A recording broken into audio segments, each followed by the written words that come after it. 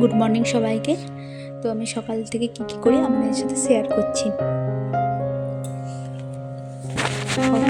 বেডটাকে আমি গুছিয়ে নিয়েছি, তারপর টুকটাক যেমন সোফাটাকে গুছাচ্ছিলাম এখন। তো সকালবেলা যদি ঘরটা একটু গোছানো পরিষ্কার থাকে দেখতে ভালোই লাগে। আমার তো বেডের রুমের অবস্থা খুবই খারাপ করে রাখি, যা সকালবেলা একবার গুছিয়ে নিলে আমার মনে হয় যে সারাদিন তবুও ঠিকঠাক থাকে। নাহলে বেডরুম যদি খারাপ থাকে মনটা কিছু করতে ইচ্ছে করে না। বেডরুম কিংবা আদার্স কোনো রুম থাকলে গুছানো করে রাখলে তো ভালোই লাগে। ওই আর কি, সকালবেলা একটু সব জন্য টাইম নিয়ে কিছুক্ষণ ধরে গুছিয়ে নিই।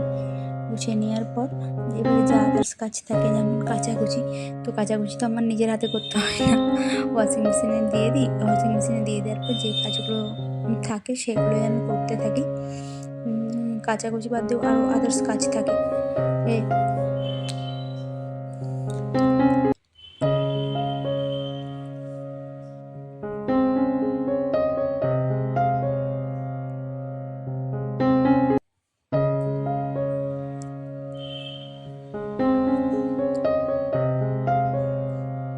আমি স্নান করে চলে এসেছি, এবার স্নান টান করে পুজোর জোগাড় করে সব পুজো করে নেব।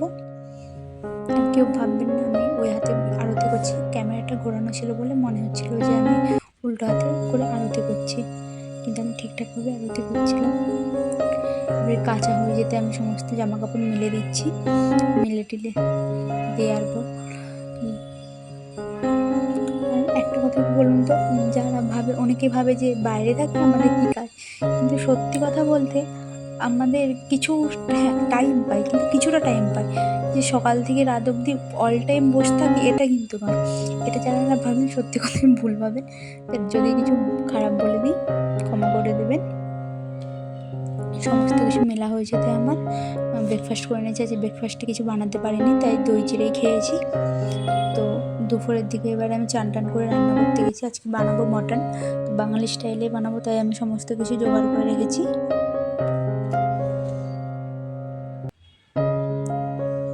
তো এবার আমি যাবো সবজি বাজার করে নিতে গেছিলাম, সবজি বাজার করে এনে রান্না করে নিয়েছিলাম।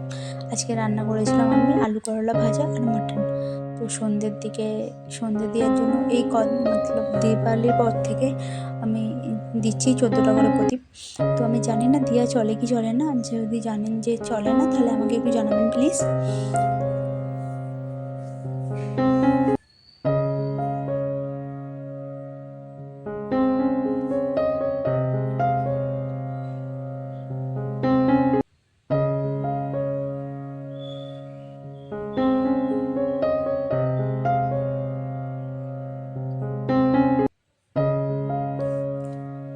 যদি আমার ভিডিওগুলি আপনাদের ভালো লাগে লাইক কমেন্ট শেয়ার করে দিন। ভিডিওটি সম্পূর্ণ দেখার জন্য ধন্যবাদ।